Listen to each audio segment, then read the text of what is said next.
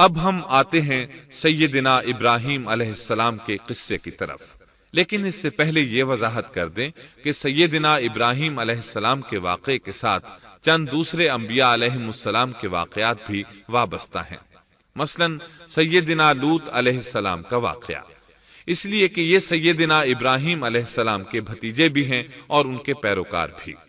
اسی طرح آپ کے صاحبزادوں سیدنا اسماعیل اور سیدنا اسحاق علیہ السلام کے واقعات ساتھ ساتھ چلتے ہیں۔ اس کی وجہ یہ ہے کہ سیدنا اسماعیل علیہ السلام کی ولادت کے وقت ابراہیم علیہ السلام کی عمر 87 سال تھی، اور سیدنا اسحاق علیہ السلام کی پیدائش کے وقت سیدنا ابراہیم علیہ السلام کی عمر 100 سال تھی، جبکہ سیدنا ابراہیم علیہ السلام کی کل عمر 175 سال ہوئی، اس لیے ان کے واقعات ساتھ ساتھ چلتے ہیں۔ ابراہیم علیہ السلام کا قصہ سناتے ہوئے ان حضرات کا ذکر ساتھ ساتھ ضرور آئے گا، تو آئیے شروع کرتے ہیں قصہ ابراہیم علیہ السلام کا۔ صالح علیہ السلام کے بعد اللہ تعالیٰ نے سیدنا ابراہیم علیہ السلام کو مبعوث فرمایا۔ ابراہیم علیہ السلام جد الانبیاء ہیں، عظیم المرتبت اور اولو العزم پیغمبر ہیں۔ آپ کے والد کا نام طارق تھا، جبکہ اس کا لقب آزر تھا۔ آزر مدد کرنے والے کو کہتے ہیں۔ یہ شخص اپنے قبیلے کے افراد کی مدد کیا کرتا تھا، غمخواری کرتا تھا، اس لیے اس کا لقب آزر مشہور ہو گیا تھا۔ قرآن مجید میں ابراہیم علیہ السلام کا قصہ 73 مقامات پر ذکر ہوا ہے۔ یہ 73 مقامات 25 سورتوں میں ہیں، اور یہ بات ابراہیم علیہ السلام کے بلند مرتبت ہونے پر دلالت کرتی ہے۔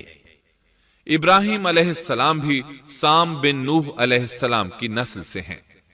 آپ کی پیدائش عراق کے مشہور شہر بابل میں ہوئی۔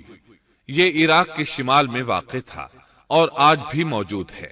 بہت بڑا شہر ہے، اس وقت بھی بڑی آبادی پر مشتمل تھا۔ یہاں بت پرستی عام ہو چکی تھی۔ اللہ تعالی سورۃ العنکبوت آیت 25 میں فرماتے ہیں، ابراہیم نے کہا کہ تم نے جن بتوں کی پرستش اللہ کے سوا کی ہے، انہیں تم نے اپنی آپس کی دنیاوی دوستی کے بنا پر معبود ٹھہرا لیا ہے۔ مطلب یہ کہ وہ لوگ اللہ کی عبادت بتوں کو اللہ کا شریک ٹھہرا کر کرتے تھے۔ ابراہیم علیہ السلام نے اپنے باپ سے اور اپنی قوم سے کہا کہ یہ مورتیاں جن کے تم مجاور بنے بیٹھے ہو کیا ہیں؟ انہوں نے جواب دیا، ہم نے اپنے باپ دادوں کو انہی کی عبادت کرتے پایا ہے۔ اللہ تعالیٰ ان کے بارے میں فرماتے ہیں، اے نبی، انہیں ابراہیم علیہ السلام کا قصہ سنا دو، جبکہ انہوں نے اپنے باپ اور اپنی قوم سے فرمایا، تم کس کی عبادت کرتے ہو؟ کہنے لگے، بتوں کی، ہم تو برابر ان کے مجاور بنے بیٹھے ہیں۔ ابراہیم علیہ السلام نے فرمایا، جب تم انہیں پکارتے ہو تو کیا وہ سنتے بھی ہیں یا تمہیں نفع اور نقصان پہنچا سکتے ہیں؟ انہوں نے کہا، یہ ہم کچھ نہیں جانتے، ہم نے تو اپنے باپ دادوں کو اسی طرح کرتے پایا ہے۔ مطلب یہ کہ یہ بت پرستی انہیں ورثے میں ملی تھی۔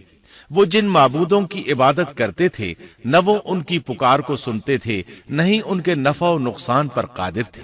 اسی لیے ابراہیم علیہ السلام انہیں جھنجھوڑ رہے تھے، لیکن اندھی تقلید اور بشری عقل کے بیکار ہو جانے نے انہیں یہ سب سوچنے سے عاری کر دیا تھا۔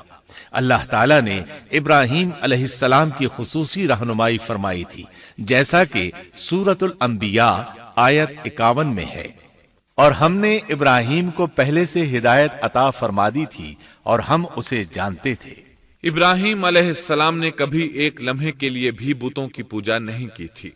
آپ نے اپنی قوم کو بتوں کی پوجا کرتے دیکھا تو انہیں ملامت کی، ایک اللہ کی طرف دعوت دی، اور اس دعوت کی ابتدا انہوں نے اپنے باپ سے کی۔ اللہ تعالیٰ سورہ مریم میں فرماتے ہیں، اے نبی، کتاب میں ابراہیم کا ذکر کر، بے شک وہ سچا نبی تھا۔ جب اس نے اپنے باپ سے کہا، اے میرے باپ، بے شک مجھے وہ علم عطا ہوا ہے جو تمہیں حاصل نہیں، اس لیے میری اطاعت کریں، میں آپ کو سیدھا راستہ دکھاؤں گا۔ اے میرے باپ، شیطان کی عبادت نہ کریں، بے شک شیطان اللہ کا نافرمان ہے۔ ان بتوں کی عبادت گویا شیطان کی عبادت ہے، اس لیے آپ نے ان معبودوں کو شیطان سے تعبیر کیا۔ فرمایا، اے میرے باپ،